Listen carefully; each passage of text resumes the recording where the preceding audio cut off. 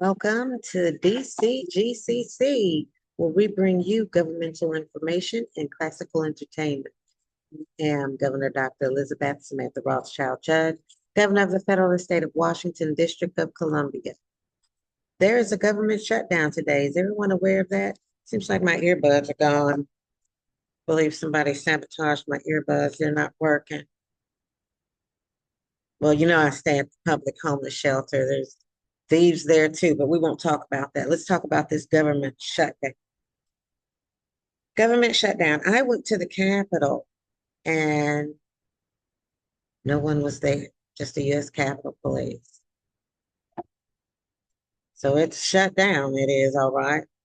So everything is according to whatever schedule can be made. The thing about the government shutdown is that it has to be budgeted for in order to prevent it. Bills have to be paid. Expenses, when they are made, they have to be paid. When we create expenses in the continuity of government business, we have to mark those expenses. Otherwise, they are not accounted for. And that does cause a shutdown in order to scrutinize or audit any budget deficiencies or discretionary items that are marked or may be missing. So when it all adds up and everything is accounted for. So today I had a little agenda that I put in my notes here that I was going to discuss while I'm live here on Zoom, giving anyone the opportunity. I did post that on my social media that I'm going to be on Zoom. So if anyone wants to join the meeting, this is their opportunity. So we didn't let the government shutdown affect everything. That means that as government officials, we have to do what we have to do in service to our country and as employees of our government, especially the federal government. So I was not going to let that prevent me from doing what I could do with regard to the planned Zoom meeting, which here we are. And I had some notes here. I'm looking for them. Okay, let's see. Look up apartment I saw to get listing for Beatrice. Okay, yeah, I got to do that. I'm still apartment hunting. It's going slow though. What I'm looking for, and I will put this out because I'm living at a public shelter and I am a government official, a public figure, public servant. And I will say that I'm looking for an apartment. And what I need is to find someone who is in good standing with the Internal Revenue Service and they can get their money. Because to pay up a lease, even if it doesn't go, because I've been working on the 501c3 for my church, but I'm in sabbatical from the church. So at this point in the juncture, I'm going after an apartment with my money that's at the treasury from my personal company. At this point in the juncture, I need someone who's in good standing with the IRS so that when we agree to the terms of the lease and the apartment goes into the name of my company under that tax ID with my signature and seal, the apartment or property manager would receive their money directly from the IRS from my account. And to trust that they're going to give me my keys because I have the lease and not try to rip me off because that's happened for highway robbery. So I'm very careful about it because when I pay for an apartment, the lease, everything about it, the money's going to come from the IRS directly to the property manager or the property owner. That's the way it works. So some persons don't want to deal with the IRS because they're not in good standing. Some people are laying low under the radar from the IRS, and that affects me because I have money there that people can have if they are current with the IRS. And that's how it goes. All right, so let's see, the government shut down and covered that just now. Speaking about the compromise of socioeconomic displacement. relative to the government shutdown. This shutdown affects the affordability of cost of living for government officials who are affected directly by the shutdown.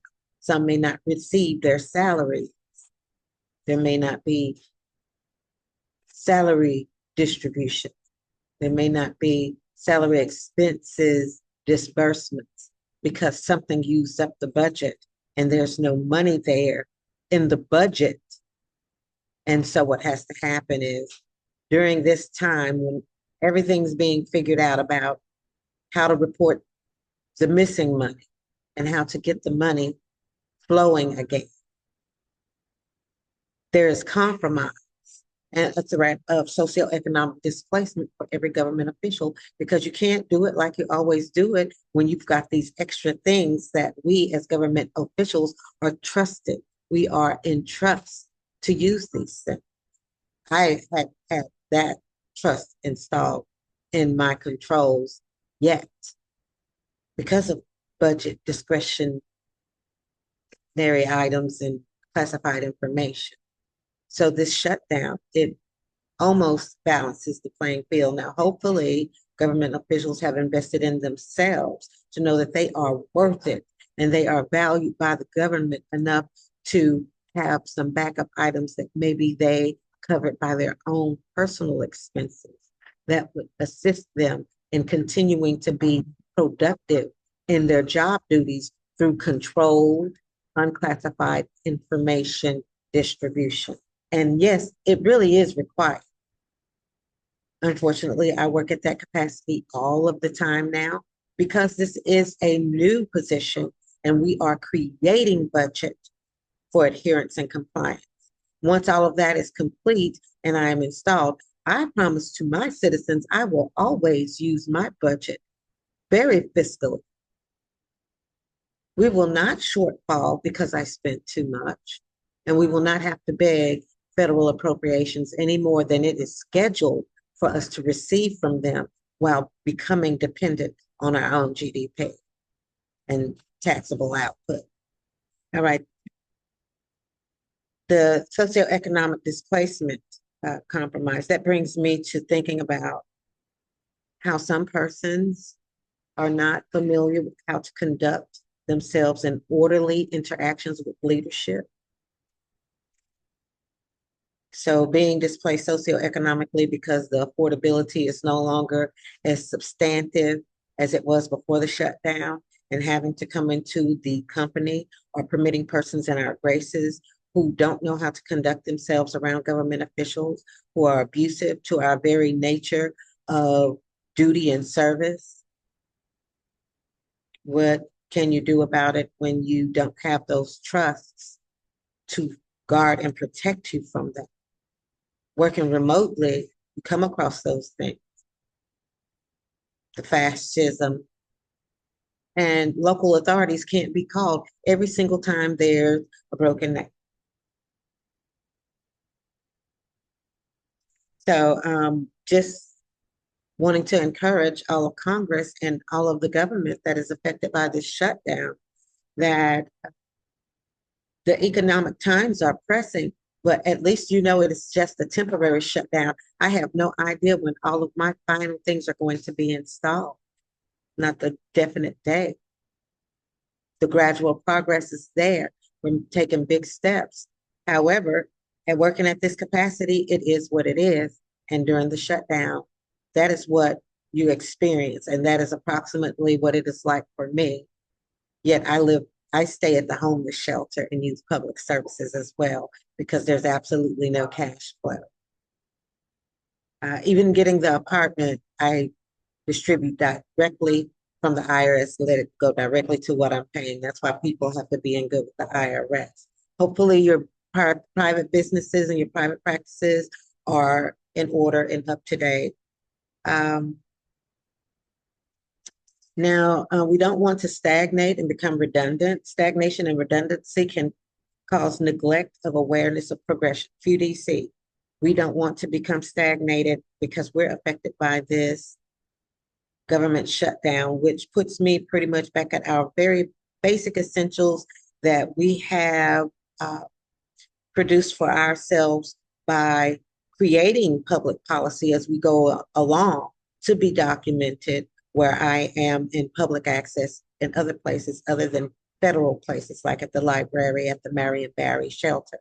So going back to these things more frequently, um, we'll kind of feel like we're back where we started, but not really. This is just use of our resources without having to extend ourselves. Because I walked over to the Capitol, yeah, had I traveled by the bus, that creates, uh, would say, more expense. If I would have had to taken the subway, it would have created expense. So when we have uh, less to do uh, what's going on with the few DC government, then we can remain focused and notice with the progress that we've made. I'm going to also get a chance to review my social media. The way that we were reviewing the agenda before, I'm going to review my social media to see if there's anything I posted there that maybe didn't go to one of the interim websites to say we have a record of this is what we wanted to do. All right. Now let's see. Autonomy requires authentication and validity of information. Otherwise, one makes his own and commanding instructions from invalid information, causing invalid justice through unreasonable rebuttals and invalid torts. That is very important for law enforcement. You work in autonomous positions. You are trusted to do an authentic job because we trust that you know what you're supposed to be doing and no one else may know when it comes to autonomy. That means you have to have correct and right information. When you receive information, you have to be able to discern, first of all, about the speakers of the information, the validity of a government official versus an average citizen. It is much greater. The validity of a public official, such as a judge or a physician, and then according to empirical experience, it is greater than an average citizen. And those persons who are dealing with debilitating situations should not be taken as a higher or more reliable source than a government official. And that's a big mistake that I have seen police making everywhere. Some average persons at the shelter filled out an FD-12 on me, which was to send me to CPEP, which is a crazy asylum. And a police officer came and handcuffed me. That's what that protest was about. However, insurance kicked in and it took me over to a private hospital as a security measure. But just to say, an average citizen who decided to tell a falsehood on the governor and pretend that she did not know I was governor, filled out an FD-12. That is some very heavy paperwork. She's not even really allowed to do that paperwork. She's not authorized on it. And they could not find the authorized person. No directors or anyone was around. It's just regular staff. And they had the police come and put handcuffs on. Everyone's sorry about that now, but the damage is done. And I want to say that police dealing in your autonomy, when the police officer arrived and he saw that it was me, first of all, I am the governor.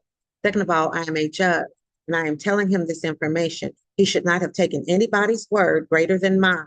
And he should have started the process of due process for anything criminal he determined at that time. I'm going to close out and pick up with part 2 of this segment, and I'll pick up right here where I'm leaving off. I'll see y'all back at part 2.